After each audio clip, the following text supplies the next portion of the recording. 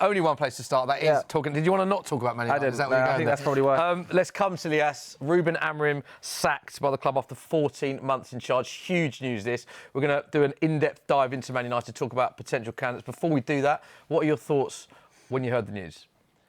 A little surprised because as poor as maybe results have been, I did kind of think they were going to give him till the end of the season. I wasn't really of the opinion until that big press conference before and after Leeds kind of came out, and you could feel that there was a bit of a falling out between himself and members of the board. So maybe in terms of that sense, the writing was on the wall, but honestly, I think this is probably the correct decision. I know that the fan base is a bit split down the middle in terms of should this worse on the board than it is on him or vice versa. But I think when you take everything into context, the win record, the style of play, the falling out with some of the players at the time, I don't think this was really going in a direction that most of us thought it was going to go in. And ultimately, I think in hindsight, he was probably a bit fortunate he didn't get fired last season.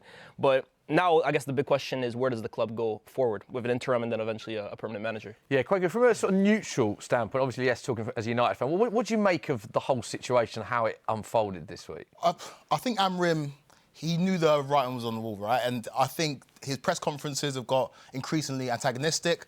But I think the timing is strange because he could have gone after the Grimsby game. The optics weren't great, the result wasn't great. He could have gone after the Europa League final loss against Spurs. The fact that he's gone after an alleged disagreement with Jason Wilcox, I think is, I don't know. I don't know if it bodes well for the board. I don't know if it bodes well for the next permanent manager, but ultimately it was the right decision. You think it was the right call? Yeah, it was the right decision. The results have been terrible. This has been the worst Man United team in the last 40, 50 years. He had to go, but now they're in the difficult position of replacing him and the interim manager bringing now and then the permanent manager for next season. I think that's the big question here, right? Sorry, I think yes, it was the right decision, but do we trust the board to now make the correct decision? Because they're also the ones that hired him. They're also the ones that gave Ten Hag an extension at the time and then fired him. So really the question is, do we trust the board to make the right decision here? Well, it looks like they're going to go for an interim manager. Before we come on to your permanent managers, let's quickly discuss that option because we've seen Michael Carrick's name linked, we've seen Ole Gunnar Solskjaer's name linked, Darren Fletcher, who's currently in charge.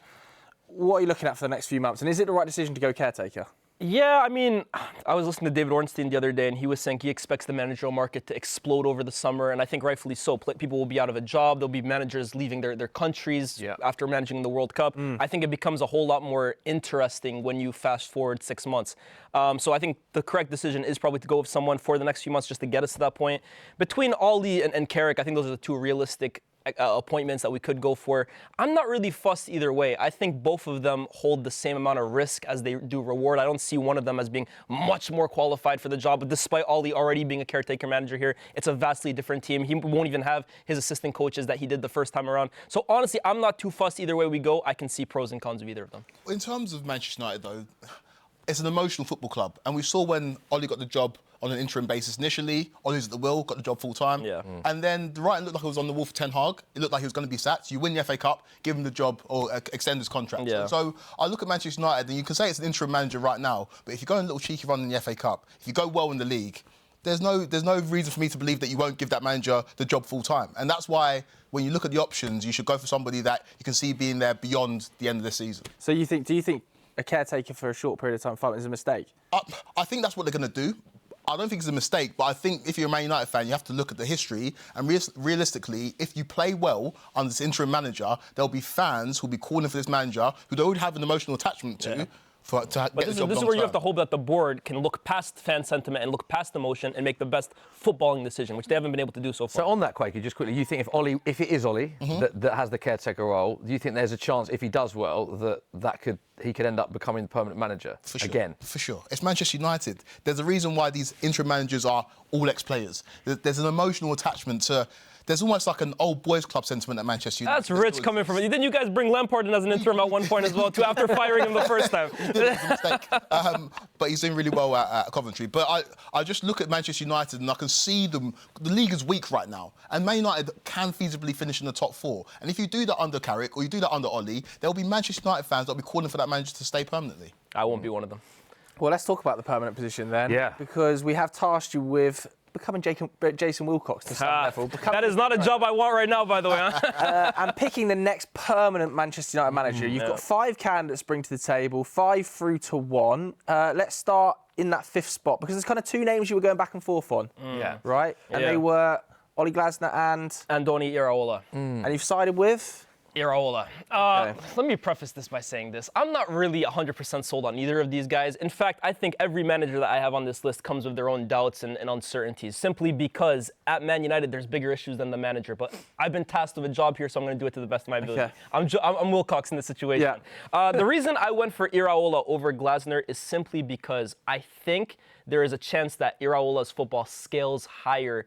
It scales better at a bigger club, right? When you look at how most elite football clubs or clubs that have elite aspirations want to play, it is more often than not in the Iraola fashion rather than the Glasner fashion. I think Glasner's done a fantastic job at Palace, and in fact, he's doing a better job this season than Iraola is. But I just don't know if his football can scale correctly at a Man United or at a Liverpool or at a Manchester City. Whereas Iraola, who has had his issues this season, I look when his football is really at its free-flowing best. It is an absolute joy to watch. It's very modern, in my opinion, in terms of when you're talking about the press, when you're talking about the passing out from the back, when you're talking about how high intensity it is. And I have to give him some credit as well, too. Despite the poor run of form that they were on this season, previous to beating you guys, of course. Thanks, mate. You have to take into consideration as well, too, that when he had his side last season, before it was decimated in the transfer window, these guys were one of the most entertaining teams in the league. They were going to the big six grounds and winning left, right, and center. They beat United 3-0, I think 2 seasons in a row or something like that. They were a joy to watch. So I'm not too certain on either of these guys. I think they both carry their own risks. I think Glasner's probably more set in terms of personality to manage a bigger club,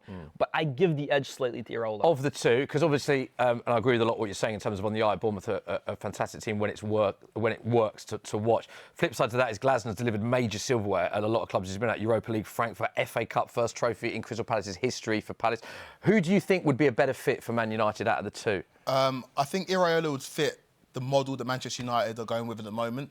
I think you want a manager that's malleable, a manager that isn't too disruptive, isn't too cantankerous, and I think that's more Iraola, and it's more about the X's and O's. He's a manager. Oliver Glasner's a manager, and I don't think you'll be given those reins at Manchester United, and I think he's vocal. When things don't go his way, he will be vocal about it, and I think for what Manchester United and the direction they're going in at the moment, I'll say Iraola. OK, stick him down at 5. Then don't forget this is going in reverse order, so we're going to culminate with who Lyes wants as number 1. So this is your list, not prediction. It's what you want. And number 1 is your favourite. So let's look at your 4th pick. Who you gone with? Zerbi. Again, all of these guys carry their own uncertainties. And the Zerbi, I could almost definitely see it one day ending in tears, because this is, in my opinion, one of the most volatile managers in the game. He is of the Antonio Conte mold. However, I think one thing is undeniable. This guy is an elite coach, right? When it comes to the X's and O's, when it comes to setting your team up, I think this guy's track record, the amount of people that have vouched for him as being as innovative when it comes to building out from the back, and again,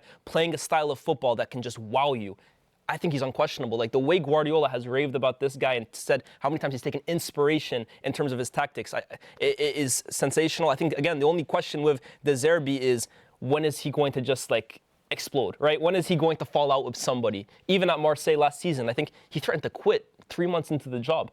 But there is no question, when this guy can get his team clicking, they are one of the most exciting watches in football. And he's had a very successful time at Marseille as well, too. Brighton, at one point, they were everybody's favorite team outside of the top 6, playing some fantastic football. Develops players quite well as well, too. Pretty sure led them to the highest ever finish. Got them to an FA Cup semi-final as well, too. Unlucky to lose. And that team played some honestly, some of the best football you will have seen in the league at that point. Where do you stand on Roberto De Zerbi and the fit for Man United? I agree with you in terms of X's and O's, in terms of the way he gets his teams playing, one of the most exciting managers in the world, but it's personality with him as well. And we saw at Brighton, we've seen it in various jobs that he is prone to blowing up, and that's not necessarily what Manchester United need right now. But in terms of manager that's going to get you playing, and I think Man United is an interesting football club where the results do matter, but the way you get results matters even more. Yeah. He'll play the Manchester United way, whatever that is, and he will get fans off their seats. But I don't think he will be a fit. I completely agree. I chose De Zerbi as well, too, because when I look at United, I don't see it as much as when Mourinho left and we needed someone to, again, manage the group and get everyone's spirits up. I look at us having a severe coaching issue. And that's why I've also looked at managers who I think, they can elevate the coaching, the tactical level of this side, which I think he could do. Where do you stand at the moment on this sort of sporting director to head coach to manager battle? Because you mentioned there about the manager and how well he's going to clash and De Zerbi blowing up. And it's a big narrative at the moment, isn't it? Especially amongst Chelsea fans, Manchester United fans. this manager, even we heard Amorim as he was exiting, I came here to be the manager, not the head coach. I find that ironic, and I find it a little hypocritical of any Man United fan to now be complaining that we have a sporting director, because this was a claim, this was something that we were crying out for years. Even under Erik ten Hag, people were saying, oh, Erik ten Hag has too much responsibility. He shouldn't be in charge of the transfers. We need a sporting director. Guardiola has been working under Cheeky now for the last 20 years at Barcelona and City. Arteta works under sporting directors. This is modern day football. Now, there has to be a good relationship between the two of them. Like I said, Guardiola and Cheeky, they've known each other for a very long time. And clearly, there was not that between Amorim and his superiors. But I'm sorry, this is where the game is going now. So I find it a little hypocritical for anyone to complain about it now. Okay, stick it on. Let's go to number 3 on your list then. Now. And this is where we start to enter World Cup territory, potentially. I think it's where we start to enter world-class territory as well. And this goes back to what you were saying, listening to Ornstein, about the level of manager you think will become available after the World Cup. 100%. This is my first real, okay, everyone has uncertainties, but now I'm starting to get a little bit more certain. Julian Nagelsmann. Now, I think his reputation for some reason has been a little bit smeared since he left Bayern Munich. But I don't really understand why. His win rate there was fantastic, over 70%. Yeah. And people will say, oh, it's Bayern. Of course it is. But I think it's very important to take context into account here. That Bayern team was coming towards the end of their dynasty, and it showed when Tuchel came in, and they narrowly won the league the next season on the final day, and then got smoked in the league the following season against Leverkusen. And really, Kompany came in and has aided this rebuild of Bayern and to bring them back to the top of European football. But I think this was a Bayern team that were on the decline, and he still managed fantastic results. That's one thing. He's managed at a big club. He's got experience working in a high-pressure environment. Bayern is as big as it gets in European football. Then you look at the style of play as well, too. I think since he broke onto the scene, whether it was with Hoffenheim, then with Leipzig, now with Bayern Munich as well, too, in the German national team, he has always been known for an exciting, progressive, modern style of play. In terms of the press, he's always been known for that. The build-up, the style, the goals they score. I think this guy right here, you talk about the United style way, the United DNA, I think this is the kind of football that Man United fans would want to see. Yeah, he's a manager you can buy into as well. He's young. Yeah. He's unconventional as well in terms of the way he goes about things. I was a little bit disappointed with Germany at the Euros, home Euros. I think. But the only team that beat them was Spain, who ended up beating everybody. Yeah, I think that Spain team's a little bit overrated. In honesty. Yeah, definitely. I feel like England should have beaten that Spain team, and I think that Germany should have beaten that Spain team as well. But he's a good manager, and I feel like you said, you're heading to world-class territory. You've got questions about Iraola, got questions about Zerbi, you've got a few questions about Nagelsmann. Got a whole lot less. He's an upper echelon manager. My first point, though, is going to be, obviously, Nagelsmann, he's worked with Vivel before, so that's a positive. Yeah. But with the World Cup, the dates of it, Julian Nagelsmann, if he goes deep in that World Cup, potentially doesn't arrive to United until the end of July, 2-3 weeks before a Premier League season starts, missing an entire pre-season, missing an entire transfer period. The same can be said of potential managers coming up. But how does that work when United are trying to pre-plan for an entire season when they don't have a manager in charge for the whole pre-season? I think that's something we're going to have to compromise here, because, again, when you look at the quality, and also the gap in quality, with all due respect to the other guys I've named here, between managers who could be available post-World Cup and managers who are available a lot earlier than the World Cup, you give and take here. Mm-hmm. The amount of time they'd have available to train the squad in pre-season, the take here is that you're talking about bona fide winners. You're talking about prestigious managers here. So what do you kind of value more here in this situation? I think here, we got to go with best in class. And I think that's the three managers I've named here. Okay, let's go to top 2 then. So, there you go. Who have you got at 2, Lyes? Thomas Tuchel. And I actually think it's the most likely appointment. Do you? My prediction is that I think Thomas Tuchel post-World Cup will no longer be England manager. Whether that's he's lost at the tournament and maybe decided that, look, I've taken this group where I only signed to the World Cup anyways. Or he wins the whole thing and he goes out a national hero and it's like, okay, I'm one and done and I'm out of here. So whatever happens to England, my prediction is Thomas Tuchel will no longer be England manager? And I would even go one step further. I think Eddie Howe will be the manager of England. So I think that's kind of where the footballing world is kind of. I think Eddie Howe by this time next year will be England manager, and I think Thomas Tuchel will be a free man. Now, if you cast your mind back to when Ineos first took over at Man United, this was Jim Ratcliffe's favorite guy. This was his guy that he wanted at the helm. He had just left Bayern Munich. Erik ten Hag was on the ropes. He interviewed him first and foremost. And he told him, I'm looking to take a break post-management, which is eventually why we went to other candidates and then stuck with ten Hag. But I think if Ratcliffe had his way, this would have been the Man United manager. And who knows what the situation looks like. But again, you're talking about prestige, pedigree, experience, winning. This guy ticks. This is a bona fide world-class manager. And he's shown as well, too. He can come into groups, into teams where you think it's a bit disjointed. Kweku will tell you himself, what he did at Chelsea is to this day, for me, remarkable when you look at how that club was being run at the time. Yeah, I think this guy. I think he's versatile as well too. So I'm a fan of Tuchel. Let's bring you in as a Chelsea fan. Know a lot about him. Obviously won the Champions League, the 9 major trophies as a manager. Firstly, 2 points I want to pick you up on there. Do you agree with what Lyes is saying, that he will no longer be England manager after the World Cup, or do you think differently? No, I completely agree. His contract runs to the end of the World Cup. Yeah. I don't think he'll renew that contract. I think if England win the World Cup, like you say, he goes out in a blaze of glory. If England don't win the World Cup, then he hasn't done his job. He hasn't achieved his goal, and he leaves regardless. So I agree with that point for sure. I think he's a manager that has got clear intentions, clear goals, and when he achieves them, he moves on. And I look at him as a manager that would be great at Manchester United, but what he's shown an inability to do at all of his previous clubs is manage upwards.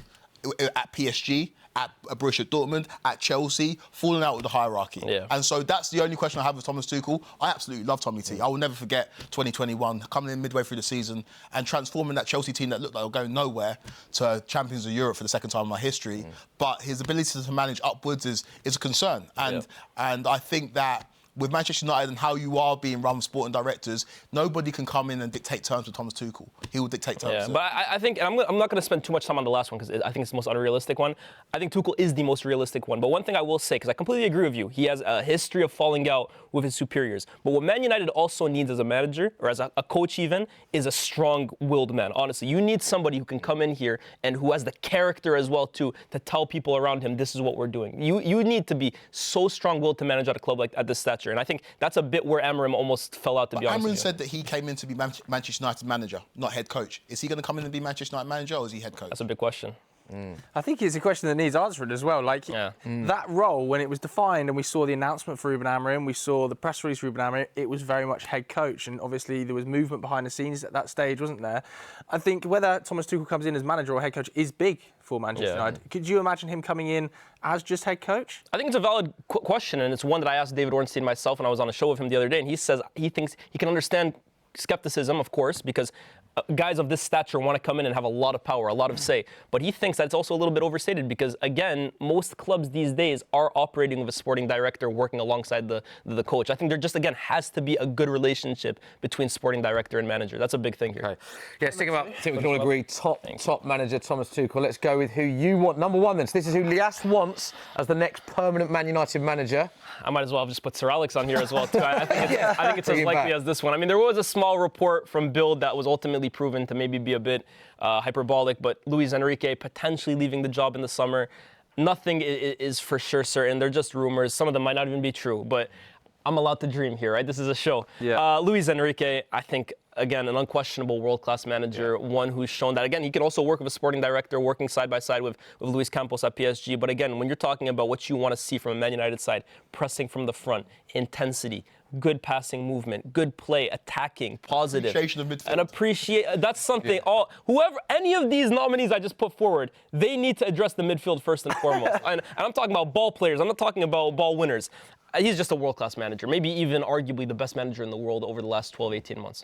Can you see that happening? Obviously, the pool of Manchester United is huge, one of the biggest clubs in the world. Yeah. There'll be a host of names that want to go to Man United, of course there will. Yeah. But the job that he's doing now is he's managing one of the best teams in world football. He's got an amazing gig where he's at PSG. Can you see that move happening? Yeah, I can. I actually can. His contract runs until 2027. Yeah. I can see it happening because Manchester United still have that pull. It's still Manchester United. Yeah. And so, he's a manager that has done things his own way. And I think he's definitely been validated with the job that he's done at PSG. I feel like when he won the treble at Barcelona, there was a feeling of you've got the best players in the world. You've got MSN. But the job he did at PSG with no real standout superstars has validated him as a manager. Style of play, check. Mentality, personality, check. It's whether he wants to come to Manchester United that are in flux right now. But if you can get him, he's the best option out of all those 5 managers. OK, so that's who you want, Luis Enrique. Who do you think it will be? Honestly, Thomas Tuchel. I think Thomas Tuchel will be Man United manager at the start of next season. OK. So do I. Any thoughts on that as United fans? Yeah, I think it's a really good list. I think Luis Enrique, obviously dream, but probably I think Thomas Tuchel as well is pretty much the perfect selection. There we have that. Enjoyed that. There is confirmation. The board will remind you of it one more time. That is Lyes' top 5 managerial picks for Manchester United. Sitting on the top of the tree, Luis Enrique, who he'd like, who he thinks is Thomas Tuchel. Enjoyed that, mate.